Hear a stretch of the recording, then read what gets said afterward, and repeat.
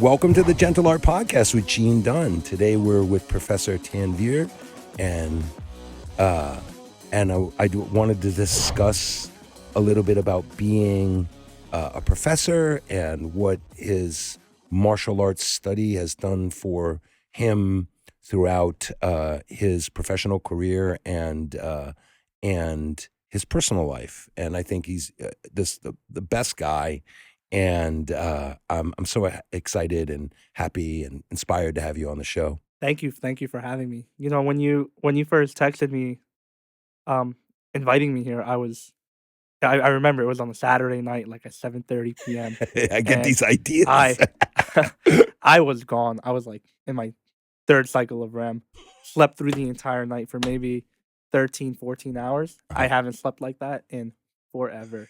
Are you saying that my invitation to the podcast relaxed you so much that you got a good night's No, sleep? so when you sent it, I was already sleeping. But you know, I think waking up after just like almost 14 hours of really good sleep, I felt so relaxed. Yeah. And I felt like that was one of the best things I could have woken up to. Oh, thank you. I was like, thank yes. you. Thank you. I know you listen to the podcast. Yes, I do. You share it on the site. The pandemic days to what it is now.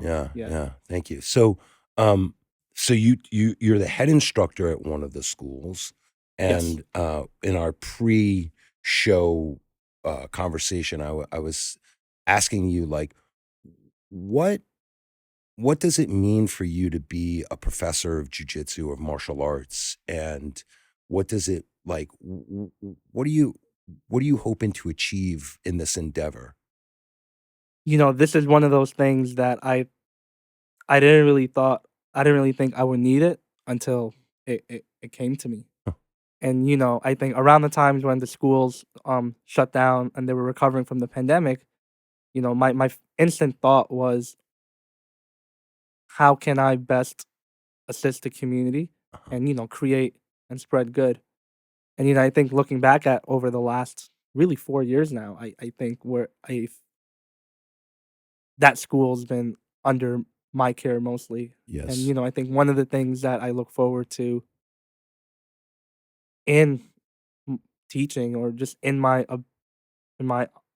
privileged position to be a professor, is really just, what can I say or show to these people today or this week in which they'll be able to walk out of here with some honest, good reflection, whether that be a reflection on the technique, or whether that be just after a really long, difficult day of work, just something that allows them to put all of that aside and really just focus on themselves and hope that whatever adversity or challenges they struggled with or faced with during the day, once they leave the dojo, they have different insight on it. Yeah. You know, a calmer approach to it, and a bit more of a response to what it is that's going on, and not a reaction. Yeah, certainly. Yeah. I love that you said that. I love that you say, like, a response rather than react. And I think that that's one of the clearest tools that the martial arts can give you, like the ability to slow things down, to think about it and respond rather than just react. And, you know, it's interesting. My best friend, Thomas Clifford, he says, you know, don't leave your problems at the door. The dojo, the school is a place where you bring your problems to the mat and you work through them on the mat. And I just love that you said, like, they can leave the dojo with a new perspective, a new way of looking at whatever they're going through or how their day is. And, you know, it's like, for me, that's quintessential martial art. You know, I've had students come into the dojo that are semi-professional weightlifters, marathon runners, you name it. All walks of life. All right? walks of life. And as great as it is, it's, you know, the one commonality that they all have is twofold. It's either one, you're doing this to avoid your problems, or two, you're doing this to face your problems. And, you know, it's just like, wow. Yeah. Like, you know, it's you're so good in this particular field, you're so talented, but it's like the approach that you take in it, it's night and day. And from what I've seen, those that bring their problems with them Yep. to the dojo, with Yeah. them on their runs, with them on Yeah. their powerlifting sessions, Right. they often are the ones that come out with better progress. Yep. Not just a faster mile, not just a new PR in the bench press, but like all around. You know, it's this is a little bit tragic, but I was at the Hensel Gracie Academy when Anthony Bourdain showed up, you know, and everybody was like, "Wow!" And you, you it, it like felt really weird to me that he would be like sleeping on the mat. He like had this like I perceived his life outside of outside of that school, that academy. They call it an academy, so I'll call it an academy. Uh, you know, had a lot of like a lot of meaning to it. And then I kind of watched him try to like be Brazilian, like this like laissez-faire attitude. And he was like, you know, training jujitsu, sleeping on the mats, hanging out, and like I I I noted when I started doing jujitsu and when it started getting popular that a lot of people had like made it their mistress. It was like their little thing, and it failed them. And ultimately, I have strong opinions on what happened to Bourdain. I think that like jujitsu failed him. His training partners and his teachers failed him, Tragic. and because like they didn't press him, they didn't push him. What I watched them do, and what I watched him do, is slip into this this like alternate lifestyle. And it's like kind of seductive, but it's not productive. And it may work for people in Brazil to like, sleep on the mats and go train jujitsu and go drink acai and go surf and don't have a job and whatever. I don't know. But ultimately, I think it failed him. Uh, and we as the jujitsu community failed him, and like, I just, again, like to comment about how, the people that bring their challenges with them and are willing to look at those challenges through the lens of the training succeed. There's a transformative effect. There is there there's certainly an I believe like an intellectual stimulus that like helps, because the training is about problem solving and very complex physical and mental problems. And so, yeah, man, it works when you work. But what's interesting is, and I remember the first day you said this to me, maybe this was 2018. I'll know what I'll need to know when I need to know it. And what's so perplexing about that is sometimes you have to meet people at their own time. You can give them the gentle push they Yeah. need. Like I can Yeah, tell man. you when I first started training in November of 2014, I had all these ideas of jujitsu that I have now. I didn't have it back then. I Uh-huh. just thought it was something cool. I saw it in the movies. I wanted to do it. Did the UFC influence you at all? Or? No, actually, No. no. Just By the way, you were right. It is something cool to yeah. do. It is. That's all it It is was. very cool to do. I had no idea that I would have this relationship with jujitsu and that it would really correlate with me in every area of my life. And the day where it started to make sense for me, not the day where it made sense for me, but where it started to make sense for me was Wait, yes, when jujitsu started to make sense for you, or the this? transformative nature of Yeah. jujitsu Okay. Got it. and jujitsu practically as Uh huh. well was October 14th, 2017. I Uh remember it to the day. It was a huh. Saturday. It was at the Bay Parkway Dojo where I tore my ACL. Oh. Yeah, I remember exactly where it happened, and at the And who it moment, happened with, and who it and happened with, right. all the immediate conversations afterwards, Right. and I think 2 months later, December 14th, 2017, it was a big snowstorm. I went to NYU Langone to get my reconstruction surgery, And I walked it off. I thought, okay, this isn't bad. I'll be out for a month and then I can come back as normal. Uh-uh. That was far from it. Yeah. Crutches for a month, barely being able to bend my knee, Uh-huh. learning how to walk appropriately, step up, incline, decline, learning how to pivot, run. Like those Mo 6 to 8 months were probably the most challenging months I've had in my life as it Yeah. just relates to, my self-development. It was humiliating. Like, Yeah, man. something as small as walking that I've been doing every day. Now M I can't do it. I Most people don't come Yeah, back from something yeah, catastrophic like that, and 2, it's one of the sole reasons why we try to really, I'm gonna use the word enforce, mhm, like, we really do try to enforce a protocol as it relates to randori. absolutely. Unfortunately, it was a bit of a tragic, Yeah. thing, but It was tragic, but I tell people, and I think I've told this to you, the best thing that could have happened to me. tell me. It just was. It enhanced mindfulness.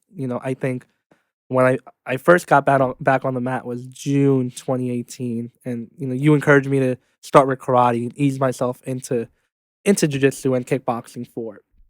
And I think taking those baby steps not only increased my confidence, but it really allowed me to appreciate just the idea of being mindful in your movements and of, moving with intent.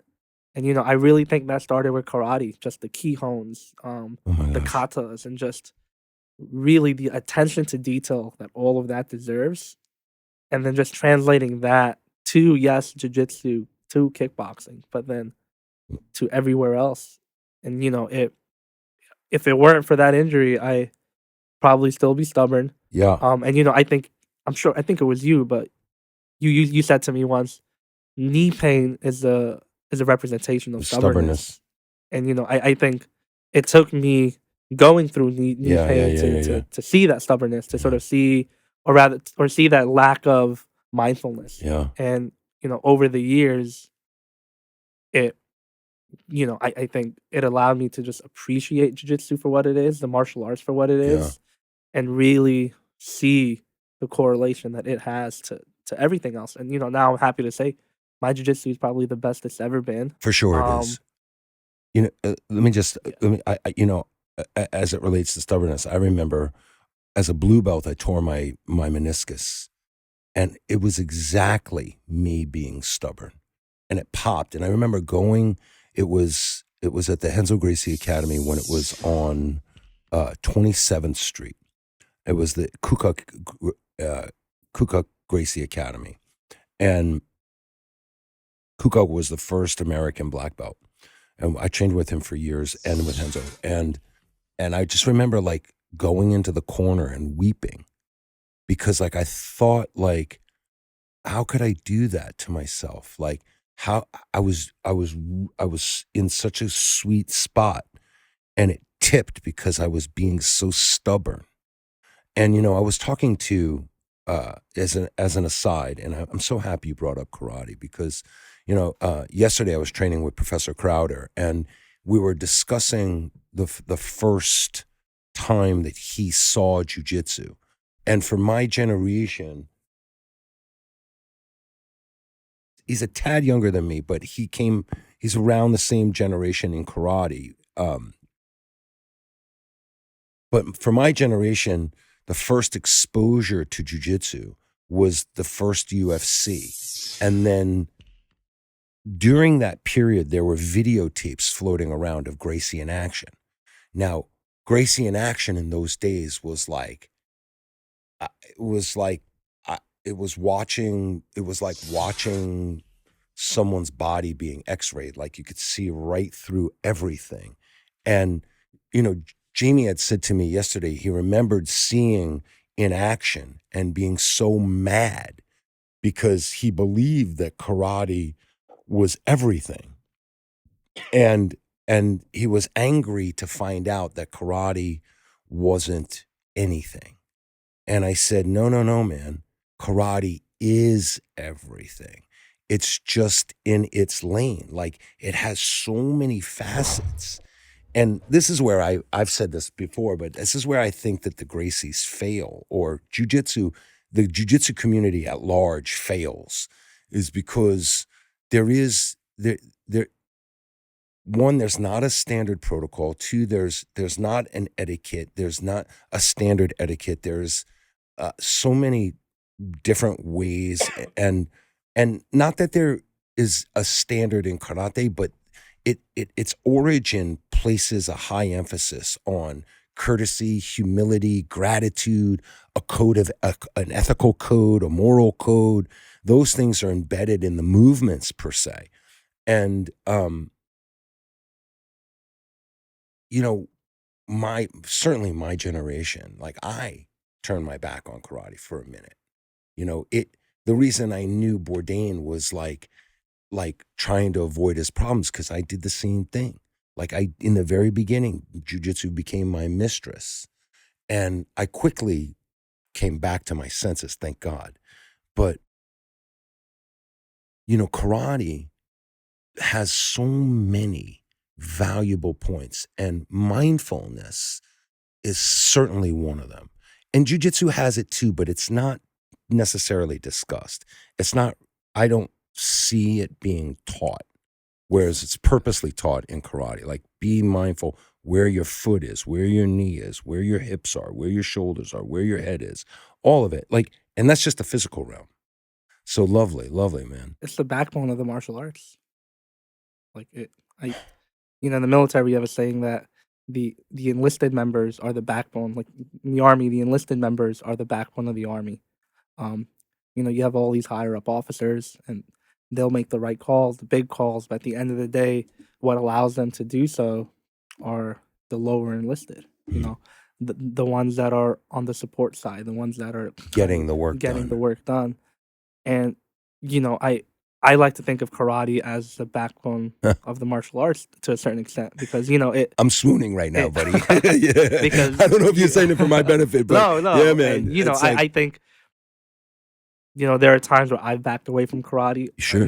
It may not be as sexy as jiu-jitsu, Yeah. but at its essence, it really instills in you into discipline, respect, and that carries over into randori. That carries over into sparring.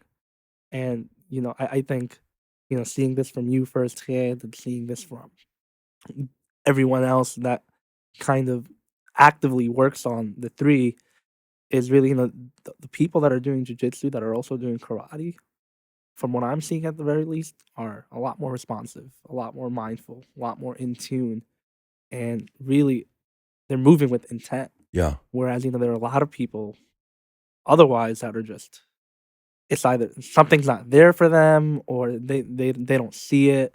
Yeah. But I really do think karate does, it instills that. It's the backbone. It does seem to have like a longer arc, and I know that we try to instill those things in our community, and it does seem to have a longer kind of arc to get people to appreciate being responsive, being present, and getting, it's like the word sensitive is such a weird word now. And I've been in class, like I've been saying, like it's not a bad word, man. Like men and women, but I can't speak from the female perspective because I'm not. So I will from the male perspective. Like, men have like been trained to, in a lot of ways, indoctrinated to think sensitivity is a bad word. And I know every one of the toughest men I've ever met, the toughest people I've ever met, have been incredibly sensitive, incredibly intelligent, intuitive. And so I don't want to like block the students, especially the male students, from engaging with that sensitive nature. It's just, it needs to be managed well.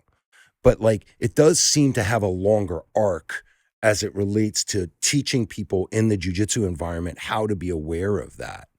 What's your thought about that? What do you think, like, what are you after in terms of engagement in those ways from the student? It's a great question. I think I've definitely struggled with, how do you bring up this idea of sensitivity to the male students? Mhm. Because, there's a lot of ego there, and, it's not gonna be something that you can just, discuss on the first try and, they'll get it. There's gonna be a hard shutdown right away, like, there just will be, and, Especially the yeah. community that's around Oh, Bay Parkway, yeah. right? There's a lot of I have certain students of mine that, that are coming to mind, but they come from a very paternal yeah, yeah, environment, like, social yeah. structure and culture. Yeah, But, I think slowly showing them and instilling them that it's okay to be sensitive through your movements with them in the training, that's right. I think is the best way That's right. to When you trump their strength and aggression yeah, with intellect and like a gentle way, yeah. it's beautiful. And that's what really hammers the nail on the wall. Just from what I've seen. You know, when you started jujitsu, like as a student, when you made these discoveries through the injury, through the process, through COVID, all of that stuff, like of being more mindful, more purposeful, more intentful, like what do you think that gave you in in the other areas of your life? How did I here's not here's what I experience, what I observe is that, in the martial arts and specifically jujitsu, like people talk about, oh, jujitsu is a way of life. Like, Yeah. jujitsu and life. But when you really peel away a couple of the layers, the surface layers, people are not applying. What they're saying to Yeah, you. Yeah. yeah, it's like a Mhm. catchphrase. It's a selling Mhm. point, but there's a lot of hypocrisy.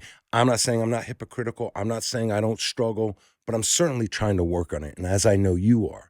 So, like, how do you or what are some of the more important ideas that you bring into the other areas of your life, like your military career, like your legal career, and and the other areas that are important to you? Yeah, I what resonates most with me in both careers is really what we talked about earlier, this idea of being responsive, being proactive rather than just being reactive to the situation. And Brett Rand, a black belt, Yeah. uh, he was teaching a nogi class, maybe in at Bay Parkway in 2016, and he talked about this idea, really just in 4 words, that a cool mind prevails. And I think seeing that in the randori aspect of just you know dealing with all this pressure, but being able to work yourself through it by remaining calm, by thinking and actively working on your frames, your bridging, your shrimps. I think similarly what my legal career, like I've been in the trial, I've been in a current criminal trial for the last maybe month, Uh-huh. Ev and every day, Yeah. and it's it's a lot. There's a lot going on, a lot of changes that you really need to adapt to right away. But I think what's even more difficult is dealing with difficult people, dealing with difficult clients, particularly when things don't go your way. And from my experience, from what I've seen from other attorneys on all sides of the spectrum, right, prosecutors, defense attorneys, is a lot of them get rambled. When things don't go your way, a lot of them aren't able to Recover? they're able to recover, but it may take a long time, and it's very ironic because 'cause they're some of the most smartest Yeah. people in the world that I've met, but it's like you have a short fuse, or the moment things don't go your way, you're too quick to give up, or sometimes Fascinating. you're a little reactive. And, there's a saying within the legal, industry that the law is a jealous mistress. Yeah, it's a jealous mistress, and you need to give it its time that it deserves. Because if you don't, it's gonna bite you in the ass, whether that be just through long work hours or just challenging and perplexing questions or just difficult clients, it's a jealous mistress, and you need to give it the attention it That is deserves. so But fascinating. if you don't,